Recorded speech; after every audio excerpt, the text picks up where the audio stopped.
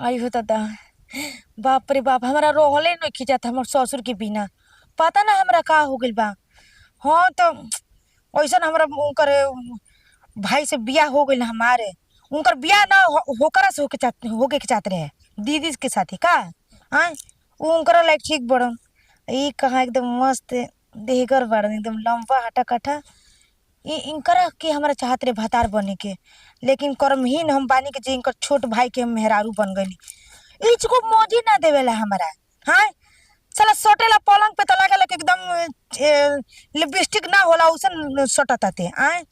एगो ई बड़न के बाप रे बाप भसुर।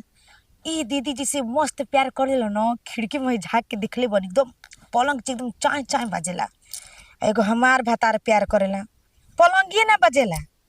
आ ना पलंगी बजेला ना हम ही बाजी ना। ठीक से कहीं ना बजावा हो तो बजेबे ना करलन। लगला के देह में जोड़े हुब नइखे। हाँ तो गड़बैया के मार पीले बन त कहाँ से होई। तहाँ पता नइखे उनकरा। अब हमरा उनकरा से न पेट भर गइल। अब चलनी अपन ससुर पे डोरा डाल देले बानी। आ उनकरे के बुलावत तनी।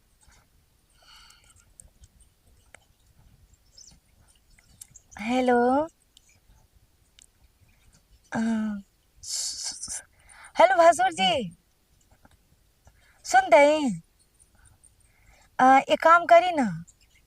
हाँ, आपके भवैया बोला तनी। आ, ई जन बहावा नहीं खे, कोची की पेड़ बोल रहा, गुल्लड़ के शायद। आई ना जा। हाँ, कुछ जरूरी काम पड़ गई बबलैती ना। और छोटका भाई कहाँ सुनी ना, उ नहीं खीरौराई ना। ठीक बा, आवत रह। हाँ, बस प्यार करब ना इन्हें सिवान देवे कोई बा है ये ना मस्त एकदम है ओलोता वही कइल बा पेड़वा से ओलोता। आई जगह ना हुई ना तो होने लेके चल जाई। अगर माना कर दिलन प्यार ना करियन हमरा से तो हमू सोच ले भाई बोरिया पिस्ते बहाने में चल देम अपन नहियो। हाँ, कहम के माई हम ओसना सुकटा मरद लागे ना रहो। चलो नी देखो तनी बोले ले भाई। तब भैया फोन कर ले देखो ना। आज जना आज कोनो बात बाटे चलो आज जना तक जतरा आज बनाई। हाँ तो एगो मेहरारू हम हो जी भैया निके ऊ ठीक भी जा माल टाइट बा ऊ बहिन काले। आज चलो आज तो खूब कबारब। अरे काजी कहाँ जातनी एकदम दंदराइली एकदम आवतनी होने से। अरे हम जातनी को संगतिया फोन कर रहा हो तनी जातनी हम ओइजे आवतनी तुरंते हम सुन के। रोज रोज एगो ना एगो बहाना मारते रहे नी। कौन बहाना मतलब कि अरे कोनो काम आई आदमी जइहा ना। हैं तू चला चला तू ढेर तू रास्ता में बतिया तू चला घर चला हम आवतनी तुरंत तो चलो जा जा घर आई जा। ई बताओ रोज रोज हमारा से बहाना मार के कहेला ना कि आवतनी संगतिया से भेंट करके आवतनी हई करके आवतनी हो के ए बार चले वाला नहीं के ठीक बाटे। आज तो पीछे लगबे करब एक खातिर कुछ ना हो जा मर जे चाहे मिट जाए लेकिन आज पीछे लागब।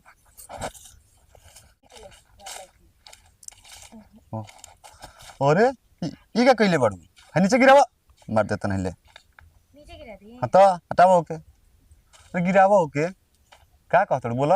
आई नहीं तब ना कहम। और ओनिया कहीं ये बोला ना दूरे दूरे बोली। हाँ तब का मतलब कि धीरिया मतलब छोड़ तो जैसे भैया के सटावल वही तरह हमरो के का मतलब सटा ले ही। देखा दीदी जी में खाली दिन भर चपकल रहा हमें। जेकरा के जौन भाग से मिलेला ना उहे ठीक रहेला। अब हमारा लेकिन हमार भाग खराब बा तेरा और भाई जे मिल गए। अरे होतना सुगर हमार भाई बा का सुगर ना बा कोनो हाँ। काम के नहीं के कुछ करेला ना उ। अरे कुछ करेला ना रोरे जैसन पलंग ना तोड़ेला। पलंग ना तोड़ दत किसन ई बिया मतलब तू वो पलंग ना तोड़ला ओकरा पलंग ना तोड़े वाला ना बसुर जी। बक पागल कहीं के चुप रह। अगर आप चाहती ना घर की इज्जत घरे में रह जाओ तो चुपचाप हम जोन कहती तो मान ली ना तो हम बहरी अपन इज्जत लीलाम कर दें फिर आप लोग की इज्जत चल जाए हल्ला कर दें। देखिए आप पसंद आ गई बनी हमारा। मदद ले गजब ही और देखिए ना सुनी ना का बिगड़ा तटे आप राजी हम राजी के जानी ना ऐसे बिना सिवान मेल बनी। मतलब कि भाई है भाई संगे गद्दारी करी। भाई जानी तब ना। हैं भाई जानी तब ना।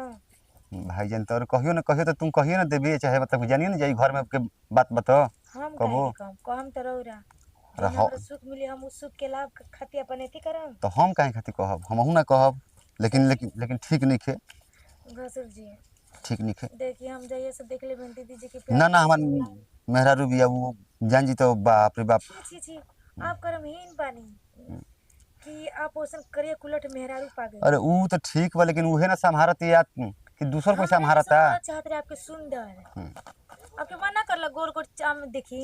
अरे ऊ तो बोतले बा जब तो देखबे कर लेकिन अब क्या करू जौन भाग नसीब में जौन रही हुए ना अपन रही। और भाग तो ऐसा चमकता ना कि देखी रहा और लगे दरवाजा पे खटखटा के डर के बुलाहट करता फिर भी आप नकारत नहीं। भैया तुम क्या कहता मतलब चाहते हो बोलो। प्यार चाहते हैं प्यार भरपूर प्यार चाहते हैं ऐसा प्यार चाहते हैं कि हमें मर्द नहीं के देगा ना। हाँ।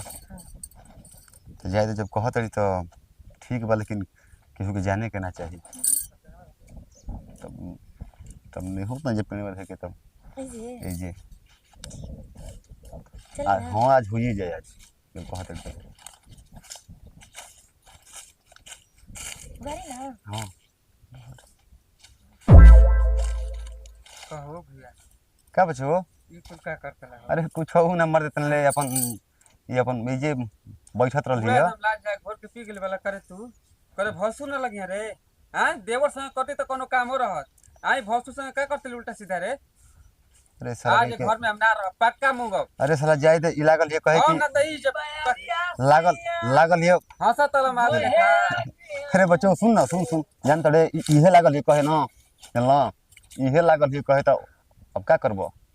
लागल ये कहे कि हम जाए दूसरा कहे ऐसे ऐसे कुल बाप बा साला के लाज सुनता का बताई जब मारता हई हई मारता ना हो बाबू पहले इहे फोन करके ना बोलो के लागल है कहे तो कहते जाई हम दूसरा कहे हम ऐसे तैसे तब बताओ कि घर के जता सर हम तार नेकी कइले बानी। देखी हमर तो कइले हां तोरने मेरा न बच्चा के जात रहा हमर नेकी कइले बा तार नेकी कइले बानी त जाई दूसरा कहे तो बताओ कि जतिया रह जित का घरवा काम निके हैं। आप नहीं खरा होल्ड होल्ड करे इंग्लिश तो बाबू बताओ कि हई अपना घर का चीज दूसरा कहीं जाई तो ये हमने के नहीं इज्जत जाई। हां तू समझावत रे ती सरवा ई दिन भर बताओ कि राती के सुतता कि कहां रहता एकरा एकरा समझे में एकरा कहीं को दिन जाता है कहते कि हमरा कहीं को दिन ये कम है रे करे आराम ये हालत में खोखिया करे ठीक से प्यार ना करेला बाबू बाबू से प्यार करवात रे बाबू से हां तो जवानी खा गेला ई हो या काजी कहला हनी कि जात नहीं हम दोस्त लोग से भेंट करे है दोस्त हड़ान का करबू अब आके नहीं यार तो भेटा गेली है ई जे अपन बतार के प्यार ना करेलू देखी रोज रोज तो बर्दाश्त करत रही आज बर्दाश्त ना करब ठीक बाटे। हां कोनो फैसला होइए के तो रही।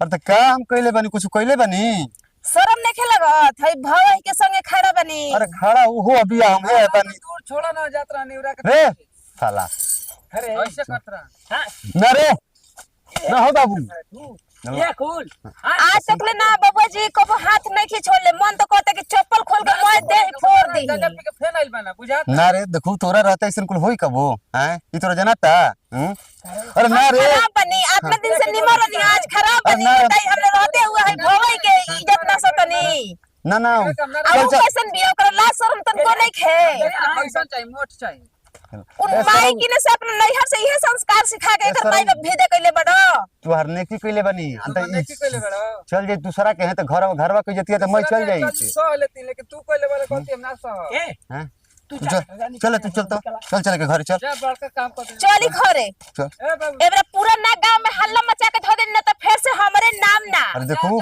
कुल करिए लेकिन कुल का मत करिए देखू कुल करिए देखू चली घरवा पहले बताओ तनी ना पूरा पाह लगा देनी इज्जत के फिर से बात का भैया घरे चली घरे। जौन बुझाई तौन करे चल चल चली घरे तू चढ़ जाओ हम जा मार दे तोरी का साथ में नहीं ना मार होगे बोले करे साथ में काय ना कि दूसरे मार के खोलत आई जा हां करा रहा मैं तोरा शर्म ना रोज राती के लेते रात बेटा के लजबा ला शरम ओकर काम सिख लाज लागे रे ना पुंसा कहते हैं ना पुंसा का तक तो केहू के चल जीवे थे शुक्र गुजारिश करी कि आपकी इज्जत तेरा और बाहर ना लेलाम कहीं। एकरा काले भेज गांव पर नहीं अरे तो कटर सा हटा में तक आज आज क्या का करबा? हाँ जाए डिवोर्स चाहिए डिवोर्स अपर सो हमार संग भागेल तक का करब रे हम परसों हमार संग भाई तक का करब हम हां वो घर के बना आइबे करना घरे आंख मारे उ छत पर से चढ़ जा तू आंख मारेला देखले ना है आई साथ नहीं बहुत हरामी हो गया के मारे साला मुआ एकरा के छोड़ा मुआ नहीं दूसर बियाह कर छोड़ा एकरा रहत वो भाग जाए कैसे भाग लिख के देते नहीं जौन मेहरारू ऐसा नहीं ना कभी 24 घंटा प्यार करे वाली उतारा लगे बिल्कुल ना टिके आ देखिए एकरा के दवाई दी ठीक बा ताकि मोटाओ और खूब प्यार करो एक बार में एक टाइट फीस हो जाता है जो अरे साला तो नहीं बाबू तो के देख सही में वैसन बा हो खबर ई साला हम मौक पाटा लगे खाली करते बानी हम तो का करी रोज करवाओ ते तो क्या करी रे साला समंदर में हाथ डाल तरह से